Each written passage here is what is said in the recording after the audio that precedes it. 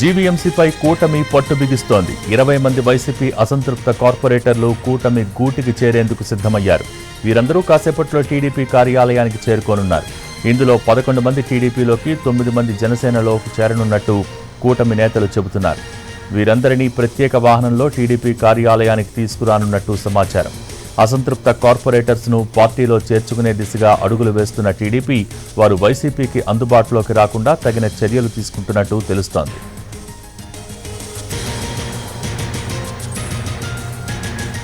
సార్వత్రిక ఎన్నికల్లో విజయ దుందుభి మోగించిన కూటమి ఇప్పుడు కార్పొరేషన్స్పై జెండా ఎగురవేసేందుకు సిద్ధమైంది. ఇప్పటికే చిత్తూరు సహా పలు కార్పొరేషన్లను సొంతం చేసుకున్న టీడీపీ ఇప్పుడు విశాఖ కార్పొరేషన్ వశం చేసుకోవటానికి సిద్ధమైంది. వైసీపీ కార్పొరేటర్లపై ఆపరేషన్ ఆకర్ష్ ప్రయోగించింది. స్టాండింగ్ కౌన్సిల్లో బలం పెంచుకునేందుకు కూటమి ప్రయత్నాలు చేస్తోంది.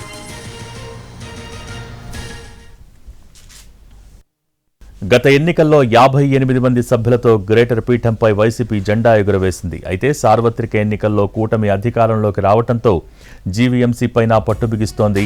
తక్షణం మేయర్ మార్పునకు ఆస్కారం లేకపోవడంతో కార్పొరేటర్లను పార్టీలో చేర్చుకుంటోంది.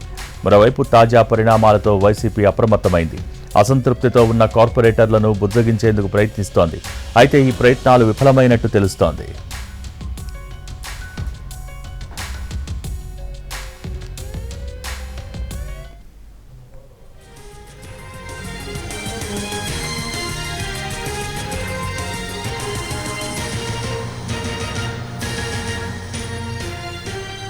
జీవీఎంసీపై కూటమి పట్టు బిగిస్తోంది. 20 మంది వైసీపీ అసంతృప్త కార్పొరేటర్లు కూటమి గూటికి చేరేందుకు సిద్ధమయ్యారు.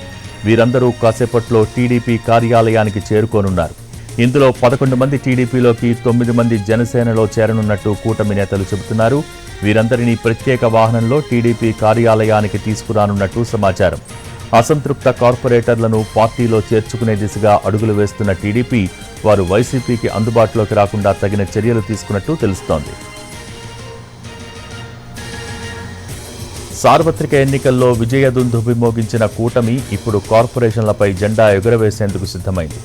ఇప్పటికే చిత్తూరు సహా పలు కార్పొరేషన్లను సొంతం చేసుకున్న టీడీపీ ఇప్పుడు విశాఖ కార్పొరేషన్ వశం చేసుకోవడంపై ఫోకస్ పెట్టింది. వైసీపీ కార్పొరేటర్స్పై ఆపరేషన్ ఆకర్ష్ ప్రయోగించింది. స్టాండింగ్ కౌన్సిల్లో బలం పెంచుకునేందుకు కూటమి ప్రయత్నాలు చేస్తోంది.